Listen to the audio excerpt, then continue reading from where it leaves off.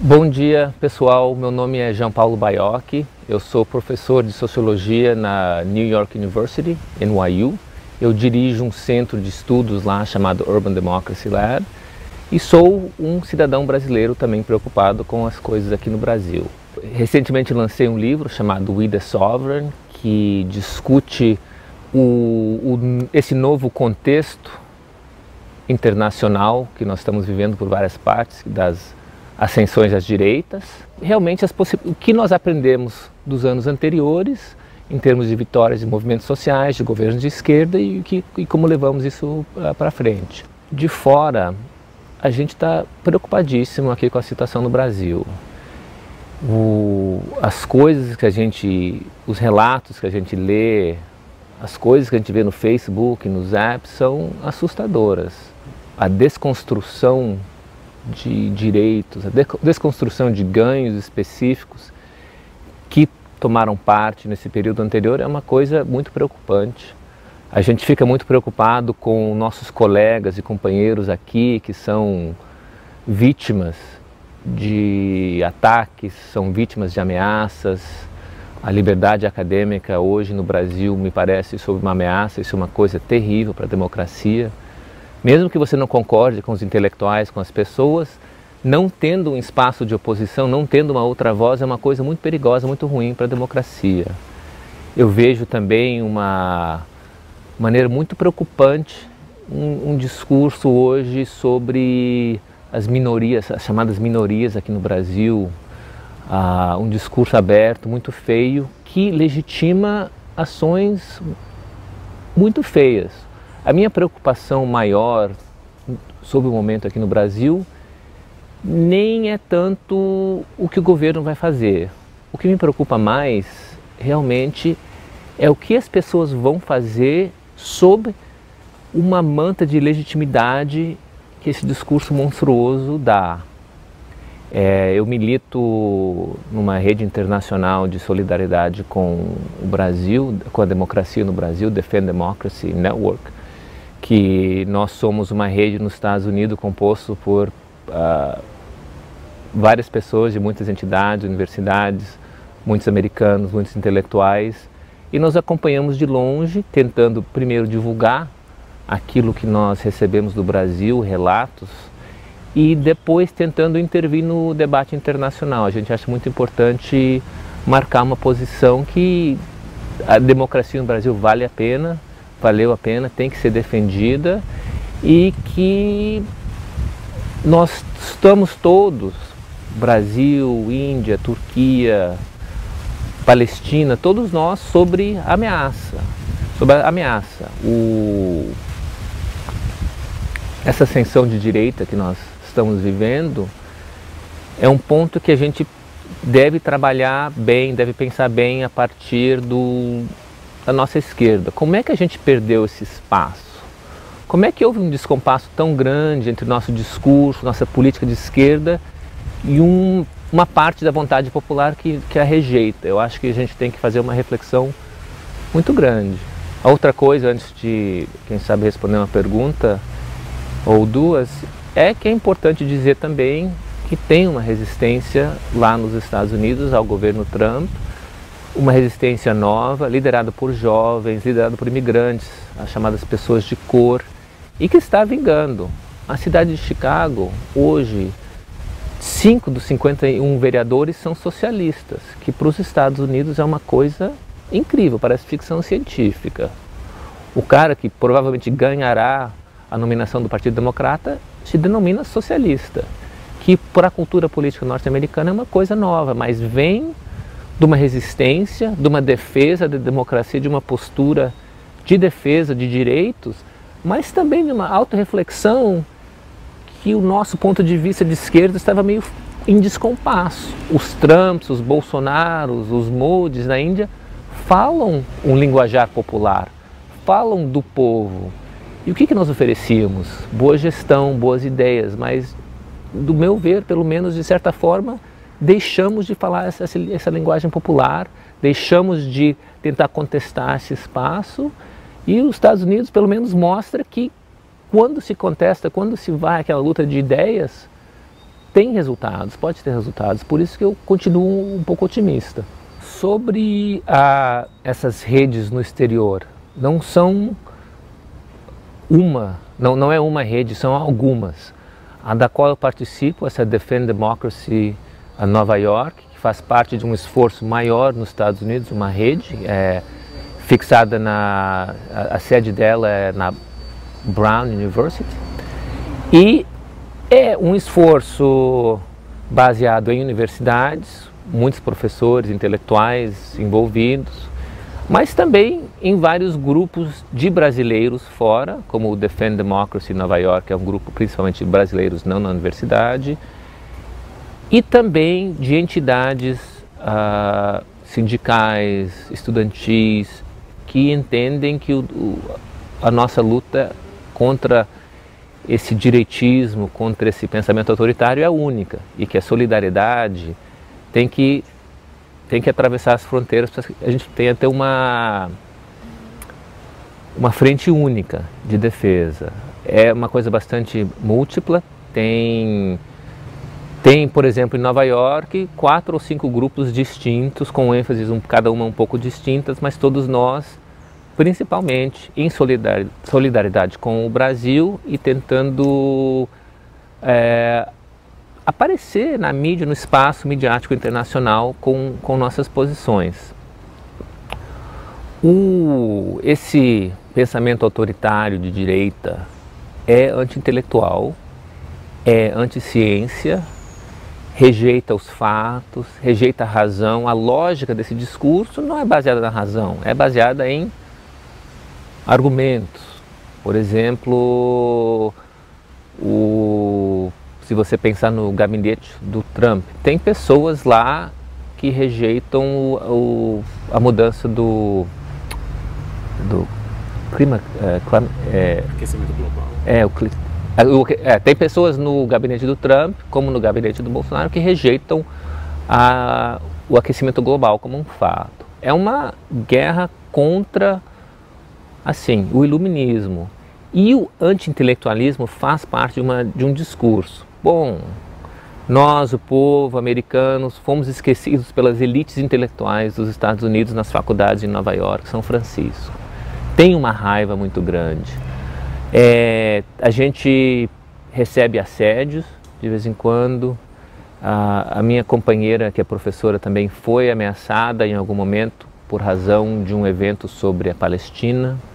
A direita norte-americana opera muito assim, via as redes sociais, ameaças, encontram nomes de professores e começam a assediar por e-mail, encontram seu telefone.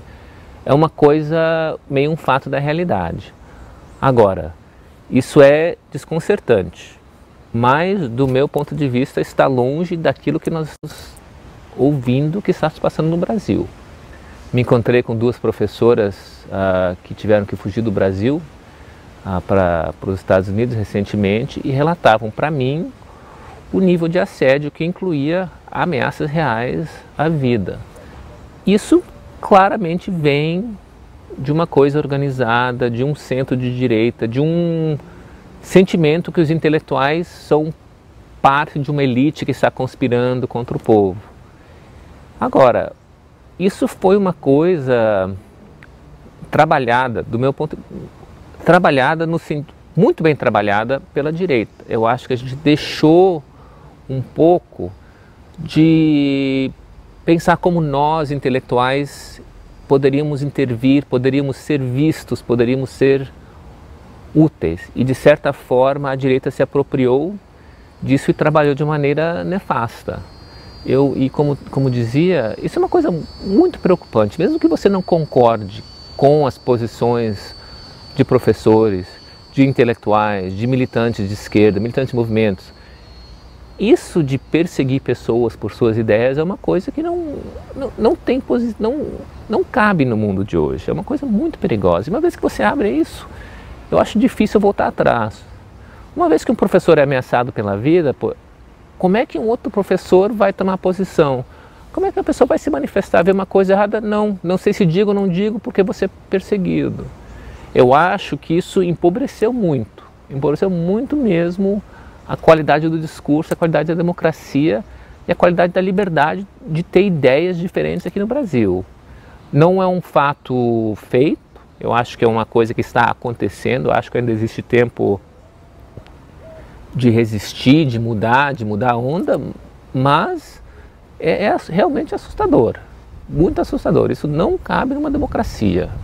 Não cabe numa democracia ter um presidente, ter forças políticas no poder que legitimem isso, que persigam pessoas, que chamem pessoas por nome nas redes sociais, que vão atrás.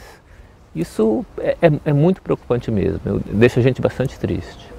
Tem uma parte do apoio do eleitor que é um núcleo duro, ideológico, pessoas realmente que apoiam as ideias, de direita mesmo. Isso lá é uma minoria, creio eu que é uma minoria. Também tem pessoas o voto Trump teve uma elite econômica que via claramente seus interesses representados nesse presidente e votou nele. Mas teve uma parte do eleitorado que a gente chamaria de um setor popular, isso é inegável. E por quê? As pessoas estão vivendo dificuldades reais, lá nos Estados Unidos, aqui no Brasil, mesmo com todos os avanços sociais da última década e meia aqui no Brasil, que foram reais, inegáveis, as pessoas andavam mal. O transporte não funciona, o sistema de saúde demorado demais, as coisas do dia a dia das pessoas estava mal, não tem emprego suficiente. O Brasil é muito, muito violento. A violência é uma coisa que toca no dia a dia das pessoas de uma maneira... Se você não é classe média, alta, e não pode viver num condomínio fechado, você vive a violência de uma maneira que afeta o seu dia a dia. E essa população não se via espelhada nos projetos e nos discursos e numa política de esquerda, isso é claro. Uma coisa que ficou bem clara nos Estados Unidos, eu acho que tem uma relevância aqui, é que simplesmente boas políticas, boa gestão não é suficiente. Eu acho que se você sentar com um eleitor quem votou no Bolsonaro e você tem uma discussão, bom, você é a favor ou contra do Bolsa Família, você é a favor ou contra de acesso à universidade, a pessoa estaria contigo, mas não se via espelhada o seu discurso, as suas vontades, as suas ansiedades. Então, chega um cara lá como o Trump, as pessoas estão mal, andavam mal. O candidato da centro-esquerda, Hillary, defendia os avanços dos anos passados, suas boas ideias. E o que o Trump dizia? Vocês estão mal, eu estou com vocês e eu falo no seu linguajar e eu vou ser a sua voz. E o problema é imigrantes. O negócio de imigrantes tocou em alguma coisa, mas as pessoas se viam espelhadas. As pessoas sabem, isso não vai resolver nada. Um muro não vai criar empregos. Mas o cara estava dando uma resposta. Então, de certa forma, quando eu acompanhei o debate aqui no Brasil, o candidato do PT deveria ter ganho de 90%.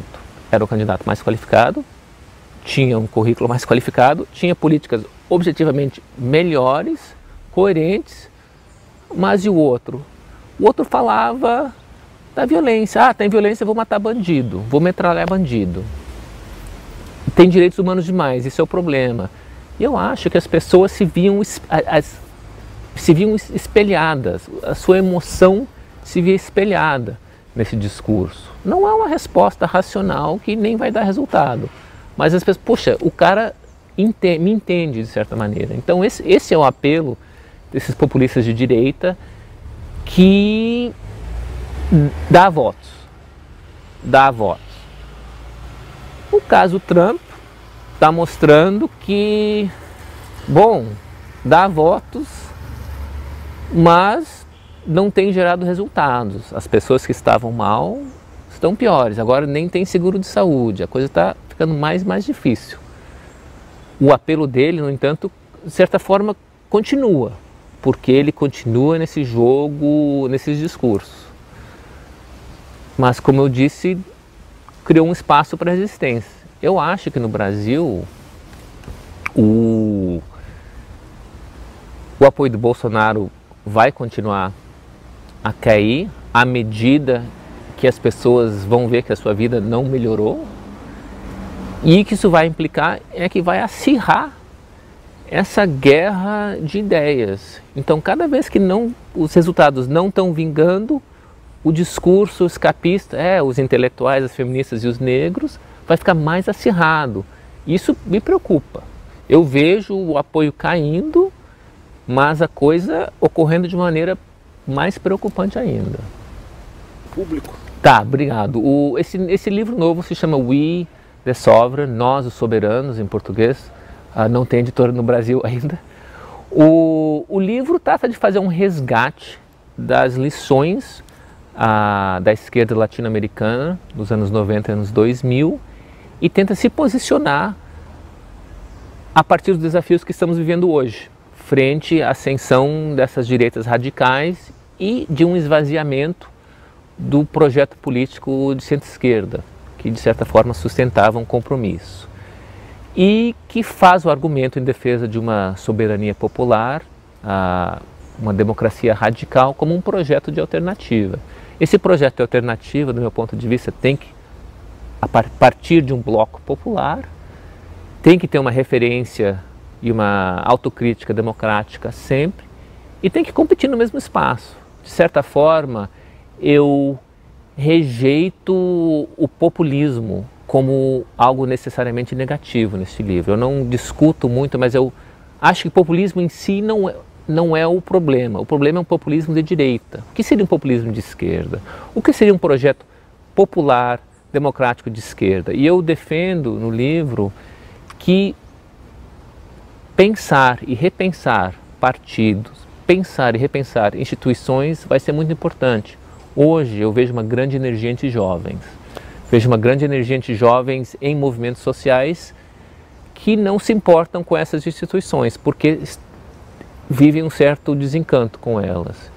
E eu tento fazer uma ponte para eles, dizendo que, olha, em momentos anteriores, jovens anteriores, sentiam um desencanto com partidos, com instituições, e decidiram reinventar. Não sei se significa que seria um novo partido de esquerda no Brasil ou não. Não sei se significa que nos Estados Unidos seria o partido de esquerda que temos agora, o Democratic Socialists, ou outra coisa, mas eu acho que temos que ter partidos, mas temos que ter uma imaginação sobre o que os partidos poderiam nos trazer. Tem a velha frase, que o otimismo é um esforço, mas vale a pena fazer o esforço. Eu acho que muitos dos ganhos aqui no Brasil não tem como voltar atrás. Assim, se a gente pensar, puxa, aquela pessoa que se beneficiou dos programas sociais, aquela pessoa que veio pela primeira pessoa na família a vir à universidade, se aquela pessoa, a empregada doméstica que conseguiu 13º pela primeira vez, estas coisas não voltam atrás. Eu acho que existe uma memória aqui no Brasil do passado recente que pode ser muito positiva. Ao mesmo tempo, eu vejo já agora uma renovação muito grande na esquerda brasileira. Eu vejo novas lideranças, eu vejo liderança de mulheres negras, mulheres indígenas, que é um perfil um pouco diferente de intelectuais de esquerda e mais ou menos parecido comigo. Eu acho isso muito positivo. Eu acho que ser otimista mesmo perante esse cenário é muito importante.